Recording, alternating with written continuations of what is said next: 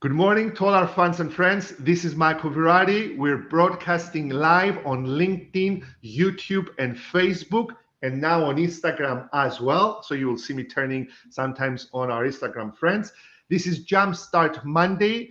This is the show where we discuss leadership ideas. And today's series, which is Leadership Ideas Worth Spreading, is all about feedback, how to receive feedback. And the reason for this episode is because recently we have been receiving emails by people complaining that their managers are bullies. And when I dug into the reason, they said, Michael, they are giving me negative feedback. Some of them are totally correct, but a majority or a large majority of them are just reacting, Sophia, negatively to feedback that they are receiving. And it's very natural, I think, to react negatively when someone or when it feels that someone is criticizing you. Do you think, in your opinion, is it important only for subordinates to learn how to receive feedback, or is it important also for managers to learn how to receive feedback? For those of you who are watching on Instagram, Sophia asked me if it's important for subordinates to learn to receive feedback, but also for managers. Sophia, the answer to your question comes from a recent survey in the United States. A recent survey has shown just a few months ago, it's a 2021 survey, that even managers are reacting negatively to feedback. And this has caused a wave of resignations across the United States. And the reason is because managers are human beings and they are reacting negatively to feedback as their subordinates are. Exactly the same. So, Sophia, it's not a one-way street, it is a two-way street. Managers reacting negatively, subordinates reacting negatively to feedback. Yeah, and it's all about communication. But do you think, aside from preventing the employees from resigning, do you think there is another reason for learning how to receive feedback? Yes, there is. People should learn how to receive feedback. Let me give you an analogy. Yesterday, Ronaldo's team, Manchester United, lost 5-0 to Liverpool. And I am sure when they went to the changing rooms, they were distraught. But imagine if Ronaldo goes up to his manager, Solskjaer, for this match and says, you don't know what has happened. I know what has happened. You're going to tell me how to improve my performance.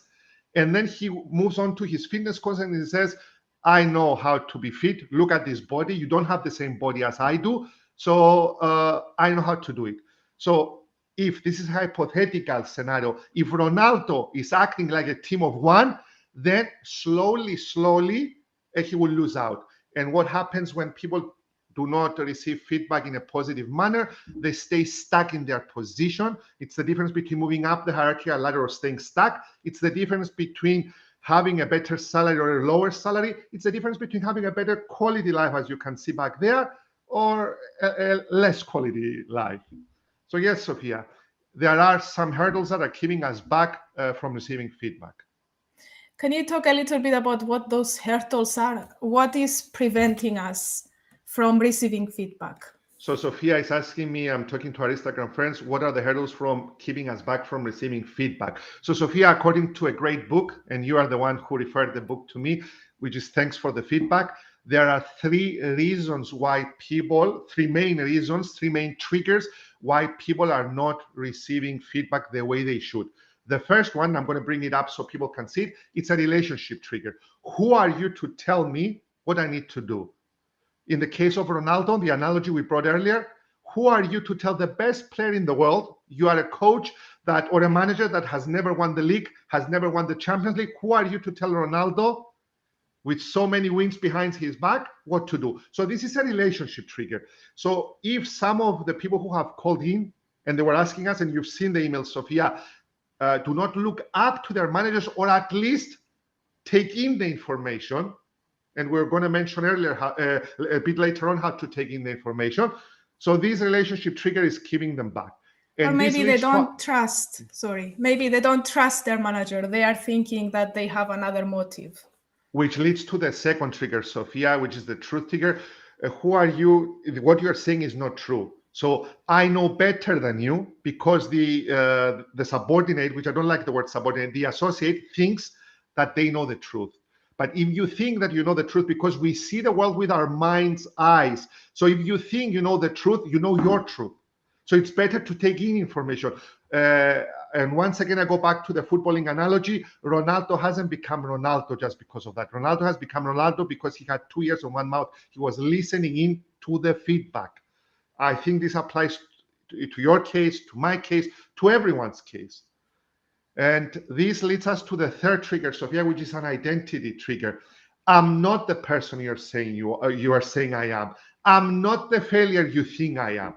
But who said that you're a failure? Because by people giving you feedback, it doesn't mean they consider you a failure. And if I may give you an example, there was a guy, Marios Roussos, and the guy was telling me that, Michael, you're always hitting on me. You're always hitting on me. And I said, because I believe in you. The people I don't believe in, honestly, I'm telling you now, I will never give them feedback because I don't believe they will improve. But the people I believe they will improve, I come down hard, even for myself, to myself. So there is, in psychology, there is internal locus of control and external locus of control. Internal locus of control means I am to blame for what is happening, or at least I view the situation that I am to blame for what is happening. Whereas external locus of control is whatever you tell me, Sophia, it's your fault and you're just bullying me. So that's the three triggers, Sophia. Amazing. Yeah, it's true. It's true. Do you have some advice on how to, I mean, those triggers are natural to happen. Do you have some advice for us to be able to handle those triggers?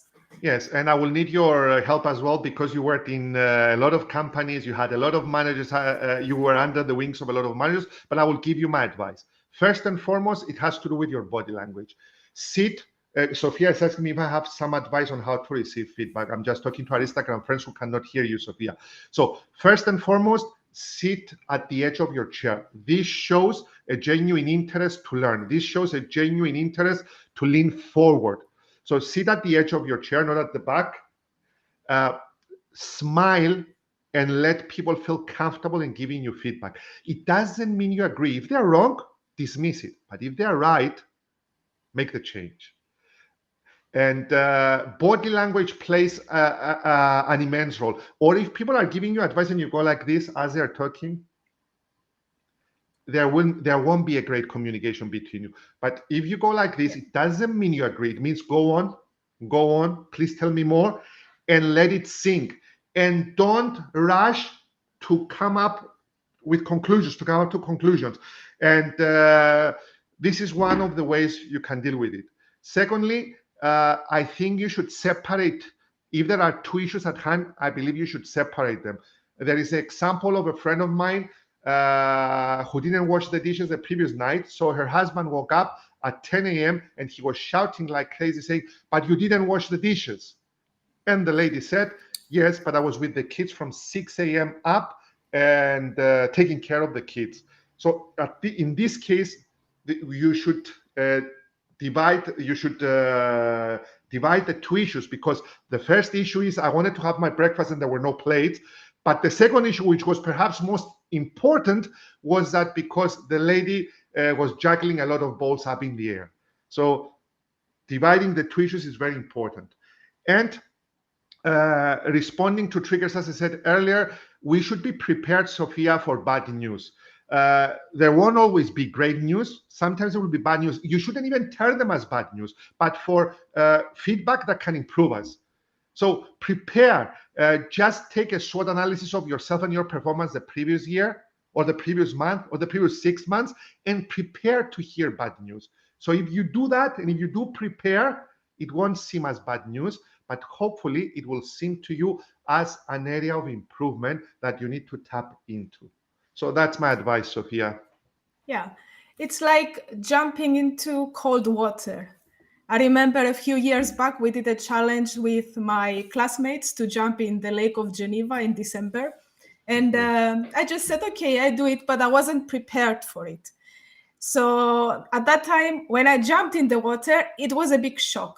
But the others who knew that they would feel the cold, they would feel like their heart stopped, they knew it and they were more prepared and they did it again and again. Excellent. So Very it's true. the same, preparing yourself mentally for receiving bad news. Maybe you will receive, maybe not, but it helps. And Very true. then try to be objective about it. Try to look at it as an observer and not as a person who is receiving criticism. And don't think about it as criticism. I think that's the other thing. Yes, we shouldn't think about it as criticism. And before, Sophia, you show our proverb of the day, which is very important, let me say something, and also to our Instagram friends. I don't know if you know about the attribution theory in psychology, and this will serve you well, both in your life, your business life, as well as with your kids. The attribution theory of psychology says the following: we attribute our success to ourselves, and we attribute our failure to the situation. Let me give you an example. Daddy, I got a 20 in chemistry out of 20. Well done, son. Thank you, Daddy. Or Daddy, I got a 6 in maths. How come, son? Because Daddy, I had a stomach ache the previous evening. So we attribute our success to ourselves and we attribute our failure to the situation. Very rarely do you hear somebody getting a compliment and saying, no, it wasn't me. Or I disagree with you. I won't take in this compliment. But if you get feedback for improvement, you might disagree. There, a lot of people might disagree.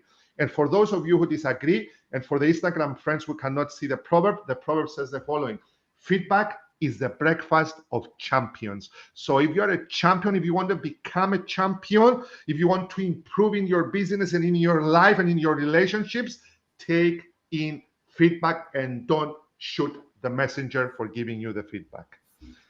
Exactly. So Sophia, shall we take some comments? Yeah, we have a lot of friends saying good morning to us. Let's see who's here. Guys, we're taking some comments in from LinkedIn, Facebook, and YouTube. Good morning, Panfuli, one of our loyal friends. Amer, good morning, my friend. George Ioannou is always here. He never misses an episode. Good morning, George.